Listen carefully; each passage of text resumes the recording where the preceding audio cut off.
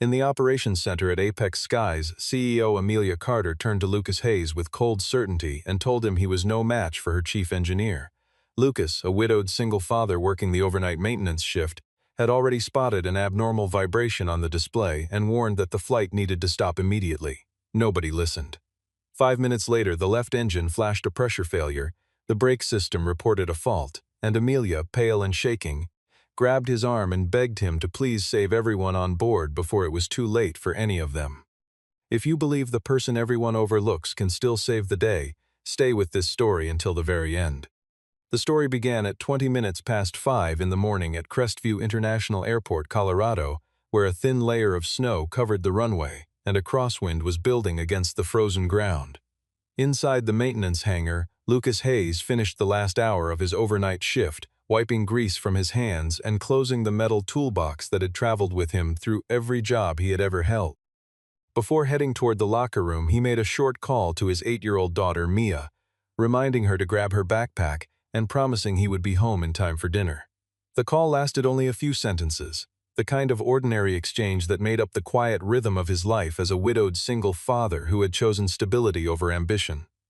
Outside the hangar, the airline he worked for, Apex Skies, was preparing for the most important flight in its recent history. A wide-body aircraft, recently upgraded with a new engine control and hydraulic integration system, sat fueled and ready on the tarmac. On board would be board members, investors, and partner representatives, all gathered to witness a demonstration flight that could secure a contract worth hundreds of millions of dollars. If the flight succeeded, Apex Skies would pull itself back from the edge of bankruptcy that had followed the death of its founder 6 months earlier.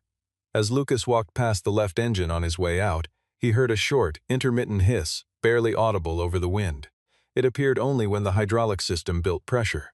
He paused, placed his palm against the access panel near the engine housing, and felt an irregular pulse beneath the metal, faint but unmistakable to someone who had spent years learning to read machines through touch and sound rather than through screens alone. He asked the technician on duty to pull up the maintenance log, only to be told that the aircraft had already been signed off as fully airworthy by the chief engineer himself. Unsatisfied, Lucas crouched lower and noticed something else, a faint smear beneath the thrust control assembly, wiped almost clean but still leaving behind a fresh, oily trace. Someone had already tried to erase evidence of a problem, and whoever it was had known about it before Lucas ever laid a hand on the panel. The hangar around him buzzed with the ordinary sounds of a shift change, carts rolling across concrete, radios crackling with weather updates, and the distant whine of a tug pulling a smaller aircraft toward a gate. None of it matched the small, sharp detail nagging at the back of his mind.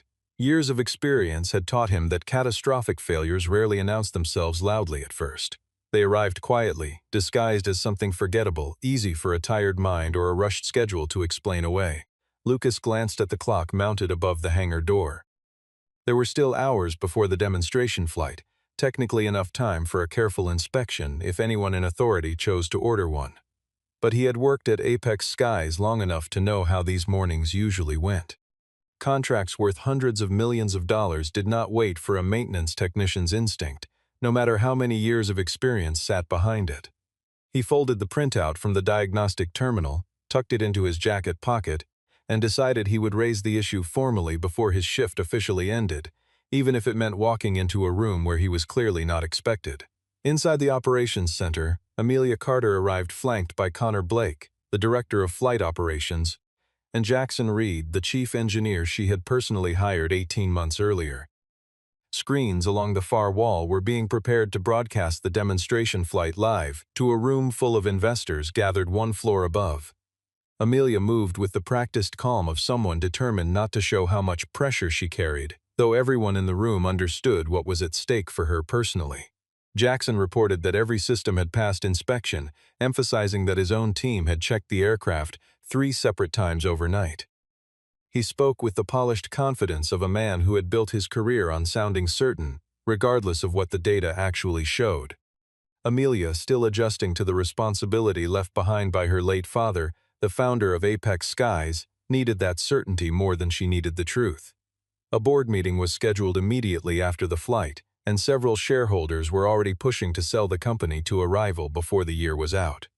When Lucas arrived at the operations center with his concerns, the security officer at the door hesitated to let him in, since maintenance technicians rarely had reason to interrupt a room full of executives.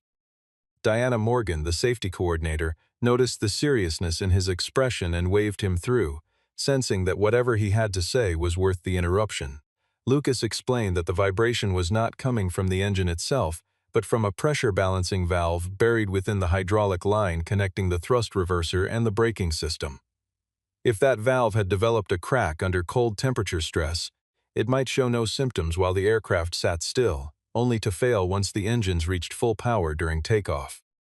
Jackson dismissed the theory immediately, insisting that the diagnostic computer showed no fault codes and suggesting that Lucas had simply mistaken the ordinary contraction of cold metal for something more serious. When Amelia asked whether Lucas had any concrete proof, he admitted honestly that all he had was sound, vibration, and a smear of fluid that had already been wiped away. Jackson smiled, turning the warning into nothing more than an unqualified guess from a man who had no business speaking in that room. Amelia studied Lucas for a moment longer than she needed to. There was something steady in the way he spoke, none of the nervous over-explaining she usually associated with employees trying to justify a mistake. But steadiness alone was not proof, and proof was the only currency that mattered to a board of directors circling closer to a vote of no confidence with every passing week. She had inherited a company built on her father's reputation, and she was determined not to be remembered as the daughter who let it collapse within a year of his passing. Connor stepped in, reminding everyone that the partner representatives were already seated and waiting, and that any visible hesitation from Apex Sky's staff could be read as a lack of confidence in their own aircraft. Jackson used the moment to reinforce his position, listing the credentials of his engineering team and the redundant checks they had supposedly performed. Amelia weighed the polished certainty of a man with framed degrees on his office wall against the quiet, unverified instinct of a night shift technician she barely knew by name, and in the end the decision was hardly a decision at all. The countdown clock on the wall showed 10 minutes remaining before departure. Connor, warned that any delay risked losing the partner representatives entirely, since several of them had made clear they would walk away from the deal if the flight failed to leave on schedule. Lucas asked only for 15 additional minutes, enough time to open the access panel behind the left engine and inspect the pressure valve directly. He was not asking to cancel the flight, only to confirm what his instincts were telling him. Jackson claimed the inspection would delay the aircraft by at least an hour and pointed out that Lucas had never been formally trained on the newly upgraded control system. In front of the entire operations team, Amelia turned to Lucas and said the words that would echo through the rest of the morning. "You are no match for my engineer," she told him, her voice flat and final. The room fell silent around them. Lucas did not raise his voice or argue further. He simply looked at Amelia and warned that within 5 minutes of the engines reaching takeoff power, the aircraft would no longer have enough hydraulic pressure to maintain the brakes, the nose wheel steering, and the thrust reverser at the same time. Jackson laughed off the specificity of the warning, accusing Lucas of trying to frighten the room with an arbitrary number pulled from nowhere. Amelia ordered Lucas out of the operations center and gave the signal for the aircraft to begin taxiing toward the runway. Evelyn Grant, the captain assigned to the demonstration flight, received official clearance directly from Jackson and had no choice but to proceed under the information she had been given. Before leaving the room, Lucas quietly asked Diana to watch 3 specific readings for him: the pressure fluctuation in hydraulic circuit B, the temperature of the valve housing near the left engine, and the response delay of the main brake system. Diana agreed without fully understanding how he could know exactly which numbers mattered, but something in his calm certainty told her it was worth watching closely. Moments later, on the monitor in front of her, a line on the graph began to waver, faint but exactly where Lucas had said it would appear. Lucas walked out of the operations center without looking back, though the words Amelia had spoken stayed with him longer than he expected. He had heard dismissals before, plenty of them from officers and engineers who assumed rank was a substitute for observation. What unsettled him this time was not the insult itself but the shape of the room he had just left, a room full of people choosing comfort over caution because comfort was easier to explain to a boardroom later that afternoon. He found a quiet spot near a window overlooking the taxiway and watched the aircraft creep toward the runway, its lights barely visible through the drifting snow. He had done what he could. Whatever happened next was now out of his hands. though some old familiar part of him refused to fully believe that. In the first minute after the aircraft began moving toward the holding point, Evelyn noticed that the left brake pedal responded a fraction of a second slower than expected, so brief it was almost impossible to register. Jackson, monitoring from the operations center, assured everyone it was a common effect of the cold weather and nothing more. In the second minute, pressure in hydraulic circuit B dipped slightly before recovering on its own. The central warning system stayed silent because the reading remained just inside the acceptable range. Diana, watching closely as Lucas had asked, noticed that each dip was slightly larger than the one before it, a pattern that no automated system was designed to flag. By the third minute, a temperature sensor near the left engine began reporting a value lower than it should have been. Lucas, still watching from just outside the operations center, understood immediately that the sensor itself was not broken. Cold hydraulic fluid was leaking through a small crack, and the escaping fluid was distorting the local temperature reading around it. He asked Diana to contact Evelyn directly, but Connor blocked the request, reminding everyone that Lucas held no authority to intervene in an active flight operation. In the fourth minute, the aircraft received clearance onto the runway itself. Above, investors and board members sat in the cabin, entirely unaware of the tension unfolding in the room below them. Evelyn advanced the throttles toward takeoff power, and pressure in Circuit B dropped sharply before spiking back up in an unstable rhythm. Lucas said quietly that they had less than a minute left. Jackson, still certain of his own assessment, insisted the backup system would compensate for any shortfall. In the fifth minute, as the aircraft accelerated down the runway, warnings for both the left engine and the braking system appeared on the cockpit display at nearly the same instant. Evelyn immediately called for a rejected takeoff. But when she pulled the thrust reverser lever, the left engine failed to respond with full power, and the main brakes began losing pressure in intermittent pulses, while a thin sheet of ice stretched across the runway ahead. The aircraft, heavier and faster than it should have been at this stage of the abort, surged toward the far end of the pavement. Inside the operations center, every conversation stopped at once. Connor stood frozen, staring at the radar display as though refusing to accept what it showed. Jackson's confident posture from minutes earlier collapsed into something closer to panic, his hands hovering over a keyboard as if a few more keystrokes could undo what was already happening on the runway. Amelia felt her stomach drop as the reality of the moment settled over her, the sudden and terrible understanding that the man she had dismissed only minutes ago had described this exact sequence of failures down to the number of minutes remaining. Diana's monitor showed the pressure lines spiking wildly now, well past anything that could be explained by cold weather alone.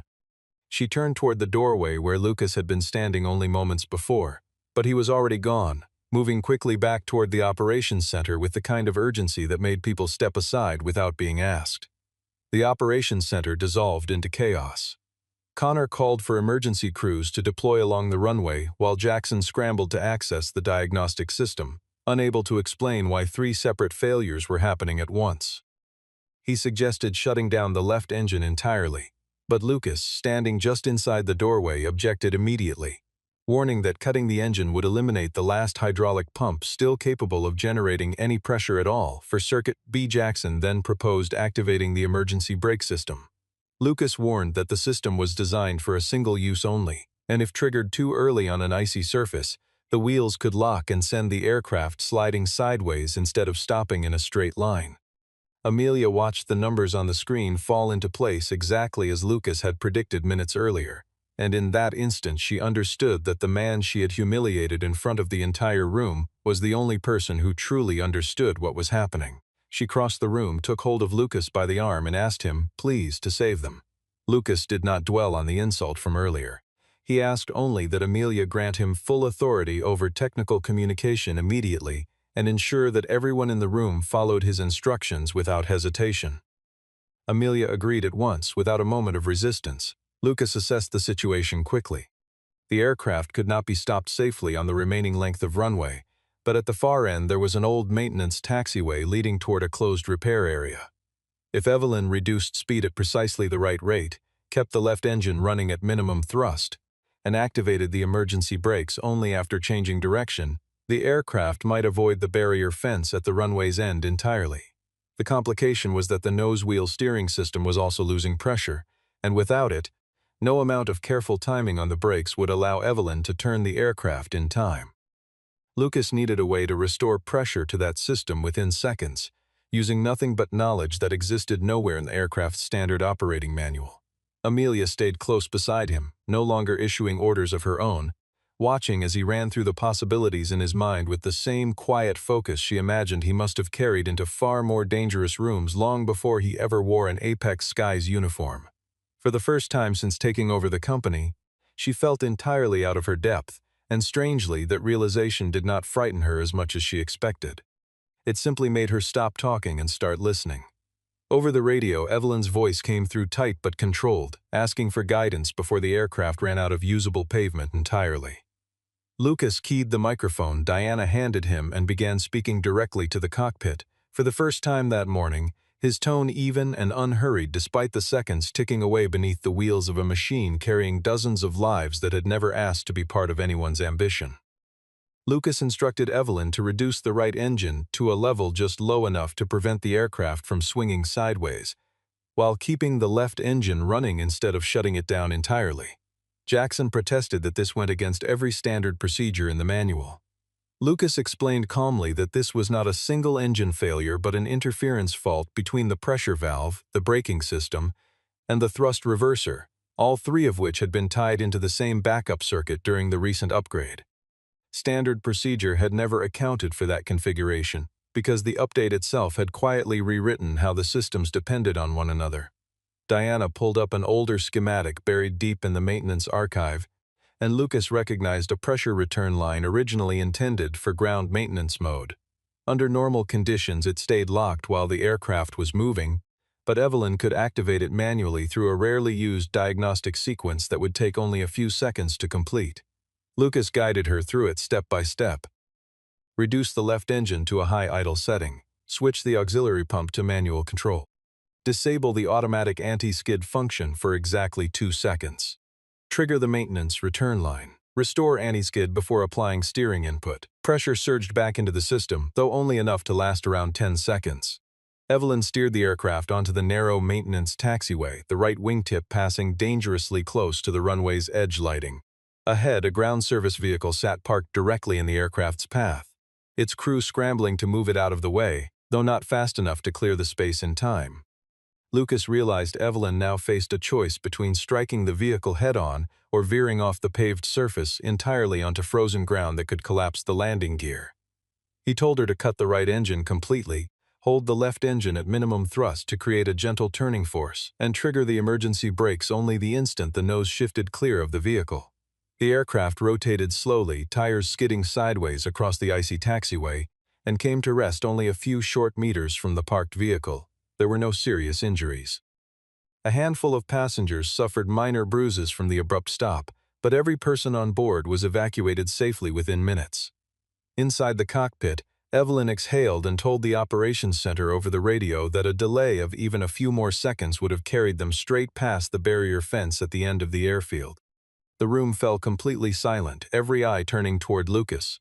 Amelia no longer saw a low-ranking maintenance technician standing before her. She saw the person who had just saved her passengers, her company, and everything she had left of her father's legacy. Outside on the taxiway, emergency vehicles surrounded the aircraft, lights flashing red and blue against the snow while ground crews extended evacuation slides and guided shaken passengers toward waiting buses. Investors who had boarded that morning, expecting a routine demonstration flight, instead stepped off, wrapped in blankets, some visibly trembling, others strangely calm in the particular way people become once immediate danger has passed. None of them yet understood how close they had come to a very different outcome, or how much of their survival rested on a set of instructions delivered by a man most of them had never met. Back in the operations center, nobody moved for several long seconds. The only sound was the low hum of the monitors and the wind pressing against the windows. Then Diana let out a breath she seemed to have been holding for 5 full minutes, and the room slowly came back to life around her. The moment the aircraft came to rest, Jackson's fear shifted quickly from panic into self-preservation. He announced that Lucas's use of the maintenance return line might have damaged the system further, and hinted that Lucas may have tampered with the aircraft before the flight, suggesting that the very person who had just guided everyone to safety could somehow be responsible for the failure itself. Connor, worried about legal exposure for the company, moved to suspend Lucas's access pending review. Amelia remained shaken and uncertain, aware that Lucas had clearly saved the flight but still lacking any proof that Jackson had concealed a known defect beforehand. Lucas did not argue the accusation. Instead, he requested that the aircraft be sealed immediately, that all data be preserved without alteration, and that nobody be allowed to touch the panel near the left engine until investigators arrived. Diana, working quickly through the electronic maintenance log, discovered that an entry had been modified at 14 minutes past 2 that morning. The original note had read pressure fluctuation unidentified, but the phrase had since been replaced with inspection complete, no anomalies detected.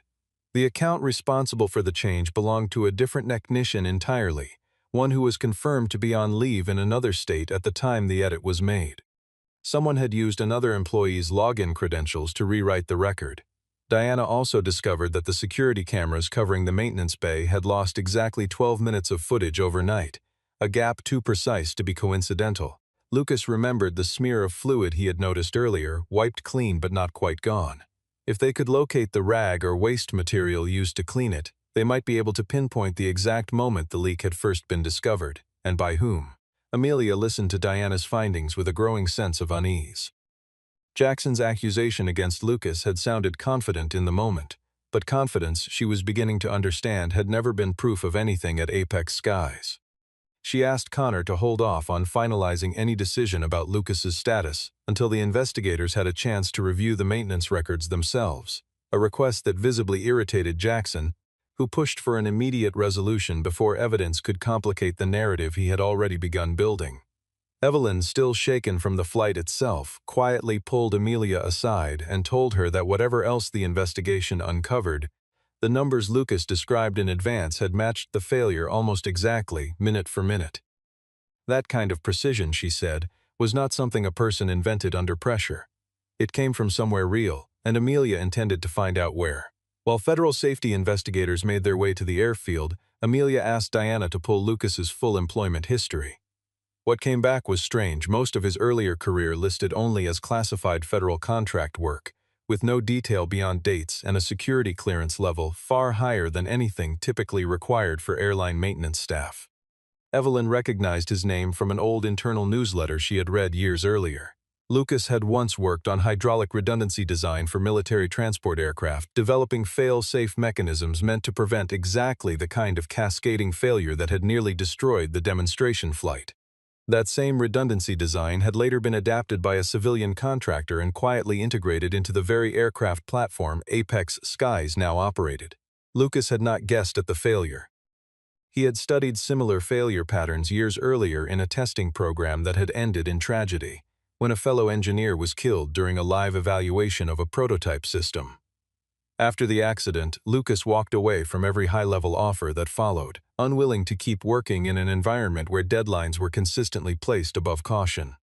Amelia asked why someone with his background would choose to work overnight maintenance shifts instead of leading an engineering team somewhere else. Lucas answered simply. After the accident, he no longer wanted to live inside a career that valued speed over safety. When his wife passed away a few years later, he chose a steady, unglamorous job so he could be present for his daughter every single day. He told Amelia he did not need a title. He needed people with power to actually listen when someone warned them that lives were at risk. The words landed heavily, and Amelia realized that she had repeated, almost exactly, the same mistake that had once driven Lucas out of the industry entirely. Amelia sat with that thought for a long moment, turning over everything she thought she knew about competence and rank.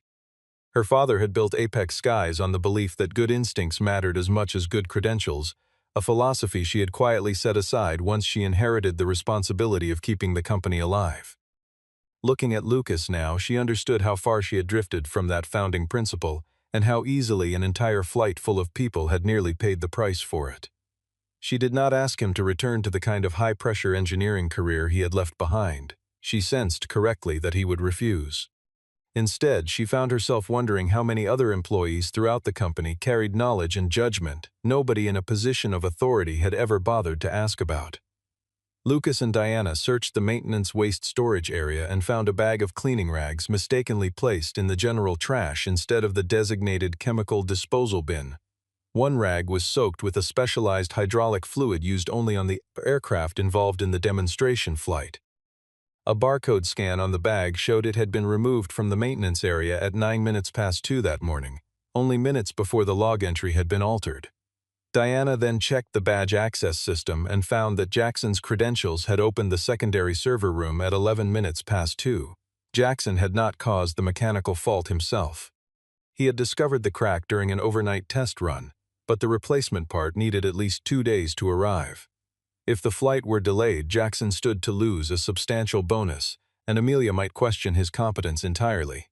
So he ordered the fluid wiped clean, lowered the sensitivity threshold on the affected sensor, and altered the report so the aircraft would be cleared for departure. He believed the crack would hold through one short flight. What he had not accounted for was the sharp overnight temperature drop, which caused the metal to contract and the crack to widen faster than he had ever anticipated. Amelia summoned Jackson in front of the investigation team. He tried to argue that Amelia herself had pressured the entire operation to fly no matter the cost. Amelia did not deny it. She admitted openly that she had created an environment where employees were afraid to report the truth, but she refused to accept that this excused Jackson's decision to knowingly place hundreds of people in danger. Jackson was suspended on the spot and handed over to federal investigators for further review. The federal team confirmed the timeline within days, matching badge records, barcode data, and the altered log entry into a single undeniable sequence of events. Jackson's attorney attempted to argue that the crack had been minor and that his client believed, in good faith, that it would hold through one short flight. The lead investigator noted dryly that good faith was not a substitute for informing the people whose lives depended on that belief being correct. Word of the findings spread quickly through the company, and for the first time in months, employees who had long stayed silent about smaller concerns began stepping forward, describing minor incidents and near misses they had never felt safe enough to report. Amelia read every single account personally, unwilling to let any of them disappear into a folder that nobody would ever open again. The board of directors convened an emergency meeting within days. Several members called for Amelia's resignation, arguing that she had ignored a legitimate safety warning and prioritized a contract over the lives of everyone aboard the aircraft. Amelia did not shift the blame entirely onto Jackson. She stood before the board and admitted, without hesitation, that she had humiliated Lucas in front of the entire operations team, dismissed a reasonable request for inspection, and allowed a culture built around hierarchy to override basic safety judgment. She proposed a full set of corrective measures. Every aircraft sharing the same system configuration would be grounded immediately for inspection. An independent agency would be brought in to review the maintenance program from top to bottom. Every technician, regardless of rank, would be granted the authority to halt any flight when a credible safety concern arose. The full findings of the investigation would be shared openly with passengers and partners alike, and Amelia herself would forfeit her executive bonus for the entire year. The partner representatives did not withdraw from the contract immediately. Their spokesperson made clear that how Apex Skies responded to the crisis, not the crisis itself, would determine whether the partnership continued. Lucas was asked to speak before the board. He did not defend Amelia's earlier conduct, but he confirmed that once she understood the severity of the failure, she had handed him full authority without hesitation and never once interfered during the rescue itself. In the end, the board allowed Amelia to remain as chief executive, though under close and ongoing oversight. One board member, an older woman who had served alongside Amelia's father for over a decade, asked Amelia directly whether she believed she had truly learned anything from the crisis, or was simply saying what the room wanted to hear in order to keep her position. Amelia answered without hesitation that the humiliation of nearly losing everyone on that aircraft, because of her own certainty, was not something she could unlearn even if she wanted to. The board member studied her for a long moment before nodding slowly and casting her vote in favor of Amelia remaining in her role. The vote passed narrowly, and Amelia understood that the margin itself was a warning. Trust, once broken inside a room like that, did not return simply because a crisis had ended without fatalities. It would need to be rebuilt slowly, through decisions rather than words. A few days after the preliminary investigation concluded, Amelia found Lucas in the maintenance hangar, alone, without an assistant, a lawyer, or anyone from the communications team trailing behind her. She apologized for the words she had used that morning, admitting that she had once believed a senior title automatically meant superior judgment. Lucas told her plainly that he did not need her apology or her praise. What he wanted was simple. The next time someone brought her evidence, She needed to listen, even if that person wore a maintenance uniform and stood at the back of the room. Amelia offered him a new position overseeing systems safety for the entire airline. Lucas turned down the large title but agreed to lead an independent technical review team instead, on one condition. Every employee, at every level, would have the right to report concerns directly, without fear of punishment or dismissal. Amelia accepted every term without pushing back. Before she left, she asked him why he had chosen to help her at all after the way she had spoken to him. Lucas answered that he had not saved the aircraft for her sake. He had done it for the people on board who never knew how close they had come to disaster. The answer stayed with Amelia long after she walked out of the hangar, and it deepened a respect for him that no title or apology could have earned on its own. In the weeks that followed, Amelia found herself returning to the hangar more often than her schedule strictly required. Sometimes simply to listen as Lucas walked new technicians through the same kind of careful, patient inspection that had once saved her company. She noticed how differently he treated everyone in the room, how he asked questions instead of issuing instructions, and how quickly people opened up to him once they understood he was not there to catch them making a mistake. It was a small thing, watching him work, but it taught her more about leadership than any report from a consulting firm ever had. She began applying the same approach in her own meetings, asking more and assuming less, and slowly noticed the tone of the operations center shifting around her, becoming a place where people spoke up before problems became emergencies rather than after. 3 months later, Apex Skyco's completed a full inspection of its entire fleet. Investigators confirmed a design flaw in the valve, a weakness that surfaced only under extreme cold, and thanks to the data Lucas provided, the manufacturer issued a repair directive for hundreds of aircraft sharing the same configuration. Apex Skies kept its contract, largely because of the transparency it showed throughout the investigation, and the company opened a new safety division where every technician held the authority to halt a flight the moment a credible risk appeared. Lucas became the head of that review team, though he still kept his old metal toolbox close and often walked down to the hangar floor himself rather than staying behind a desk. Amelia changed the way she led the company, spending far more time listening to the people running daily operations instead of relying only on reports passed up from senior management. At a small ceremony honoring the rescue crew, Amelia refused to take any credit. She told the room plainly that the flight had been saved by the very man she once said could never measure up to her chief engineer. Mia appeared briefly at the end of the ceremony when she came to pick up her father, and Amelia knelt down to greet her before quickly returning her attention to Lucas, careful not to let a child become the center of a moment that belonged to the adults who had lived through it. Afterward, Amelia invited Lucas for coffee. This time she did not give an order, and she did not have to beg.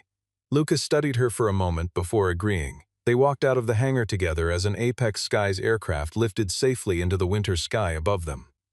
Lucas was no longer someone left standing outside the operations room, and Amelia had finally learned that real leadership was never about being the most capable person in the building, but about recognizing who that person was and choosing to listen before it was too late.